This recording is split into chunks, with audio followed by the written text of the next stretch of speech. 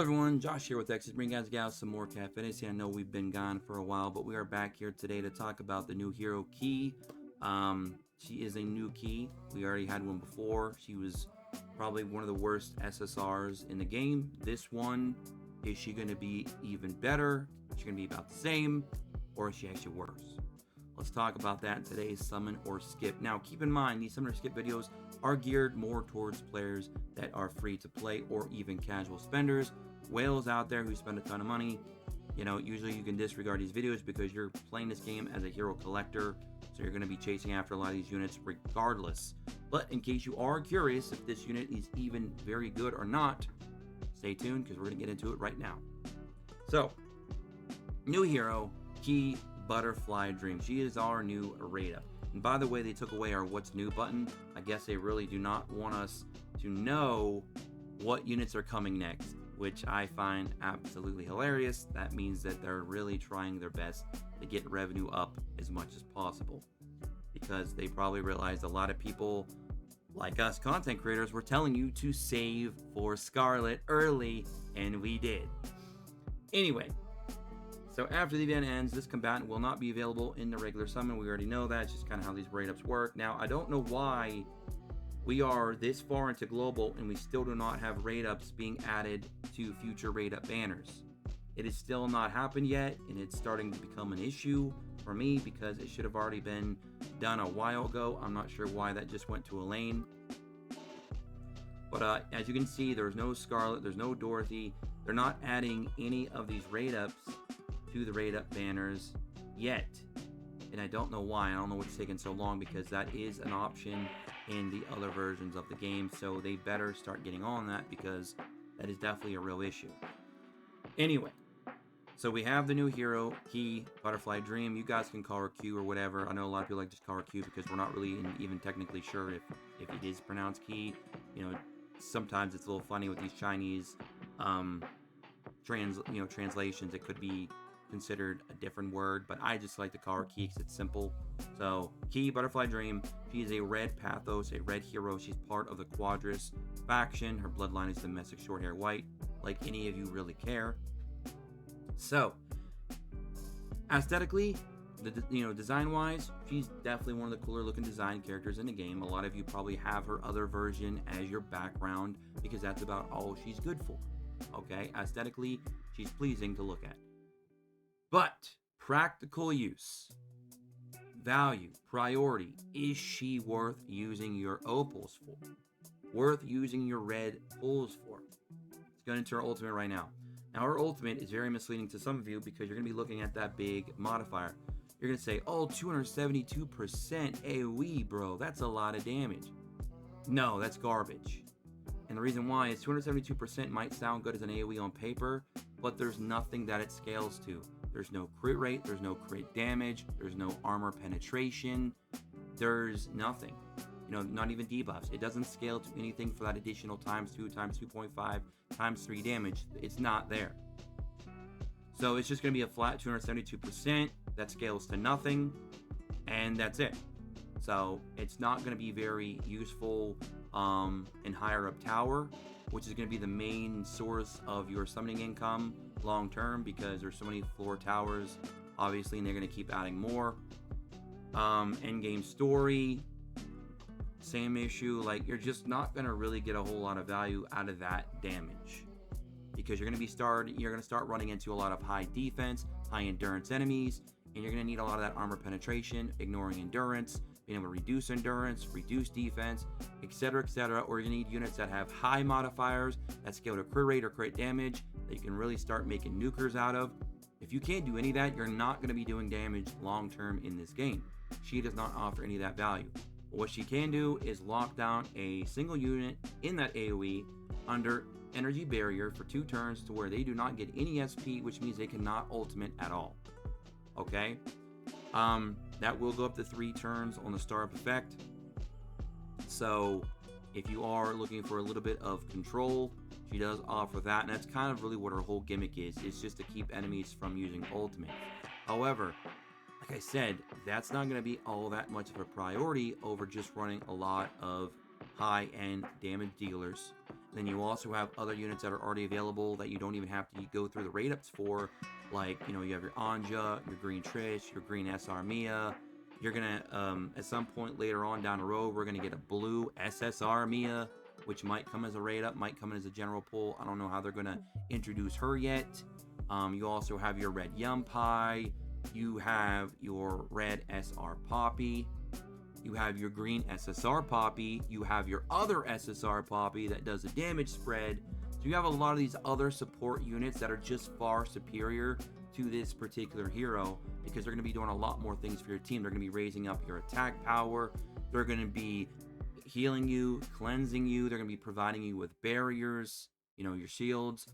They're going to be doing a lot of these other things. Taunting, you know, you have also your SSR Minami, who's also in a general pull. So you have all these different options that are more accessible and easier to pull for, and a lot of you have already pulled them and built them up that you're already using that are just going to outclass this hero in every way possible because they're going to be offering you better support. I mean, heck, you can even go even further. You have light hero Stacy that's free to play, which will take some time to build up, but a lot of you will have her 1-star in the next few weeks. You're also going to have other units like Light Echo that you can get from the arena shop. Like, you have all these units that are just better supports that are going to offer more for your team, more bang for your buck than this particular hero. So again, it is nice that she can, you know, lock units down from being able to use ultimates, even up to multiple units as well, because with her other skill, Phantom Flutter, she can start removing SP. Now, you're not going to get that 3-star card off often unless you're in Invasion, but the 1 and 2-star cards, you'll get them off pretty consistently, but that's 1 SP you're going to be able to remove. So you can kind of, in theory, lock 2 units down from being able to use their ultimates if you are smart with how you use your skills. And then her other skill does up to 150% attack and seals the target for 2 turns, which means they cannot use any buff skills. So again, I mean, she's built all around a little bit of crowd control, but it's not the good kind of crowd control. It's not like, you know, completely making a unit not be able to move or do anything with their turns. Like Fear, for example, or Frozen. Those are much better crowd controls. Even Taunt is a better crowd control. So she is just not good. You know, to put it plainly, to put it simple for you, Summoner Skip, in my opinion, she's a 110% skip. This might be one of the easier skips that we've had to do here in Cat Fantasy Global so far. Now, her passive, all allies ultimate deal an additional up to 20% final damage.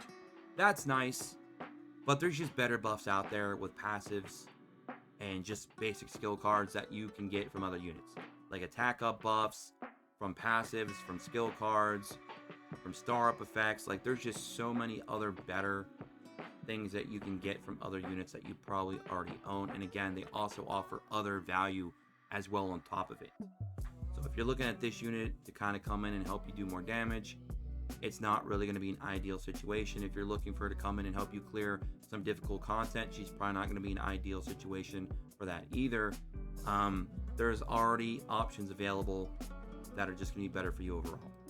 Her star up effect at the start of battle gains 2 SP. Now, at 1 star, she will be somewhat useful in arena. I will say that. However, there's a caveat to that, and we'll get to that in a moment. Increases the duration of energy barrier up to 3 turns because it'll go up an additional 1 turn.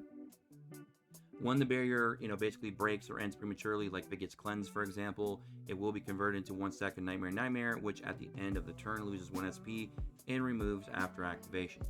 So, back to arena real quick, because I know there can be some people out there like, well, Josh, she could be good in arena. She could be OP in arena. Not really. Here's the thing. The arena meta right now is blue. Very blue heavy. You have your Scarlet and your Haley. You can even throw Danica into that mix. You have your Lins. Okay, you have one of the collab units as well. Like, you have a lot of blue units floating around right now in the arena meta. She's a red hero. She will be nuked to hell and back from just the AoE skill of Scarlet. An AoE skill of Scarlet will probably nuke the crap out of this hero. You could build this hero with high endurance and HP if you'd like. It's still not going to do very much against a powerhouse like Scarlet. She's going to shut this unit down very quickly. And if you don't know what I'm talking about, Red Pop users out there, you know, put your hand up in the air. We all know a lot of you are using Red Poppy because she's very powerful in arena. or your SSR red Manamis, you're using your red Dorothys. You all know the feeling of what happens when you run into a Haley and a Scarlet team. They don't care about your endurance. They don't care about your defense. They don't care about your HP. They don't care about your taunts. They will nuke you to oblivion and back. This hero will suffer the same fate in Arena. Even with the fact that she's able to use her ultimate by turn 2, let's say you have higher CP, you might be able to lock down a Scarlet if you're not dead yet. But guess what? That Haley's right there. A hero that's very accessible. Or they can run a Haley and a Danica. Both, again, same situation. You lock one down, the other one is going to take you out. So, I don't see her doing very well in Arena anyways. And not to mention, if you have to rely on a hero to lock down one unit's ultimate, you're probably playing from behind anyway. So I just don't see any value in her. I mean, like, there's going to be some niche situations where you might be able to match up pretty well and win a few arena fights with this hero at 1 star. You know, kudos to you, congratulations, but was it really worth the cost? Could you have found better options? Yes. It was not worth the cost, and you could find better options.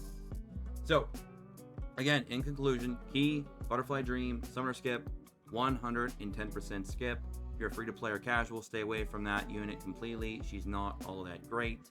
Again, there are some niche uses that you could have with her, but it's not something that you really need to go out of your way for. There are other options already available to you that you can, of course, use if you haven't already built up some of those options already.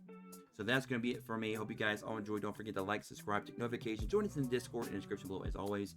And I look forward to seeing you guys in some more Cat Fantasy videos. We have been officially entered into the content creator program, so that's going to be a lot of fun going forward. We also have won all 3 of the competitions so far for Cat Fantasy. So thank you all so much for that. That's been a lot of fun. Because of that, we were able to get our Scarlet as high as we did free to play. I did not get her to 5-star. I was 44 pulls away from guaranteeing to get her because she would have been my 50-50 draw because I already lost on the last one. So in case some of you were wondering if I did get her to 5-star free to play, I did not. She's at 4-star with a dupe sitting there. So we'll see if we get her there in the future, but it was still worth it. She's an amazing hero. I'm glad a lot of you saw our last Summoner Skip and went for her. She's going to be doing a lot of good for a lot of you for a little while.